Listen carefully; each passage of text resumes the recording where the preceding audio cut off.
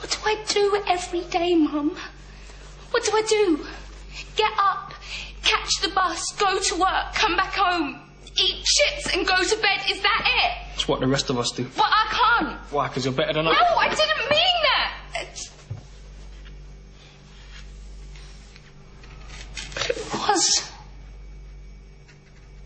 It was a better life. And I don't mean all the travelling and seeing aliens and spaceships and things. That don't matter. The doctor showed me a better way of living your life. You know he showed you too. That you don't just give up. You don't just let things happen. You make a stand. You say no. You have the guts to do what's right when everyone else just runs away. This is today's flat Earth. The fact that we live in the cutting edge of human evolution. The cutting edge of how far humanity has come.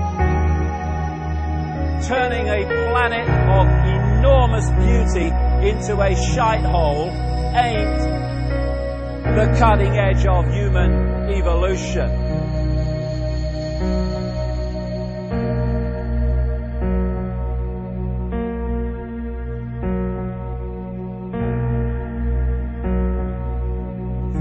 As Michael Elner said, just look at us. Everything is backwards. Everything is upside down. Doctors destroy health. Lawyers destroy justice. Universities destroy knowledge. Governments destroy freedom. The major media destroys information. And religions destroy spirituality. I think there's more to know here. Isn't that weird? We always kill the guys who try and help us. Isn't that strange that we let the little demons run amok? Always. John Lennon, murdered. John Kennedy, murdered. Martin Luther King, murdered. Gandhi, murdered. Reagan, wounded. You know. Bad fucking choice. You find that people that are in positions of apparent power, like prime ministers and presidents, are actually puppets of the real power, which doesn't put itself on public display. Why would it? I mean, does anyone really think that George W. Bush is running America? He probably couldn't tie his shoelaces, never mind run a country.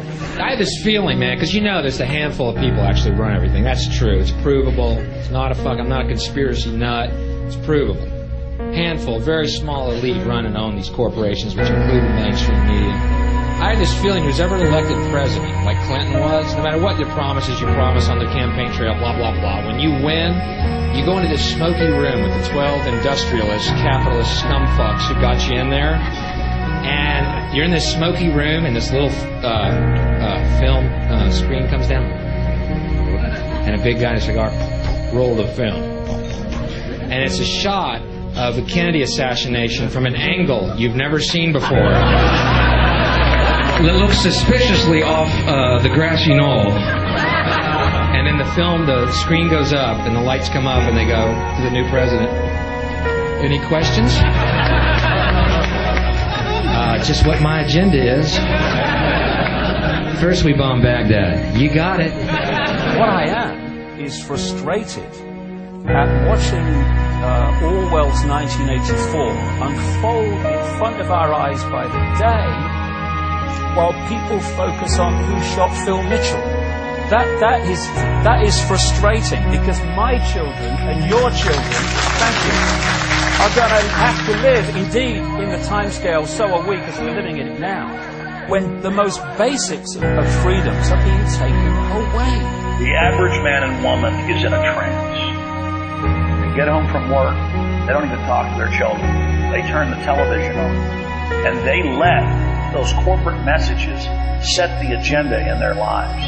All you ever hear about in this country is our differences. That's all the media and the politicians are ever talking about, the things that separate us, things that make us different from one another. That's the way the ruling class operates in any society. They try to divide the rest of the people. They keep the lower and the middle classes fighting with each other so that they, the rich, can run off with all the fucking money. fairly simple thing happens to work. You know, anything different, that's what they're going to talk about. Race, religion, ethnic and national background, jobs, income, education, social status, sexuality, anything they can do, keep us fighting with each other so that they can keep going to the bank. Divide and conquer is the motto. And as long as people continue to see themselves as separate from everything else, they lend themselves to being completely enslaved. We've all seen vast herds or flocks of sheep controlled by a sheepdog and an authority figure called a shepherd. You imagine if just a significant number, not even half, of those sheep said, we're not going to succumb to fear of the sheepdog, and we are going to go our own way. And those sheep start going in their own way, they start expressing their uniqueness, and they stop acquiescing with the authority figure and succumbing to fear. Where's the power of the shepherd now? Where's the power of the sheepdog now? They have no power except in acquiescence by the mass of the sheep to the perceived power that they have. We need to start seeing humanity in these terms very, very quickly. I see these ants do great things. And year after year, they somehow manage to pick food for themselves and you. So who is the weaker species? Ants don't serve grasshoppers. It's you who need us.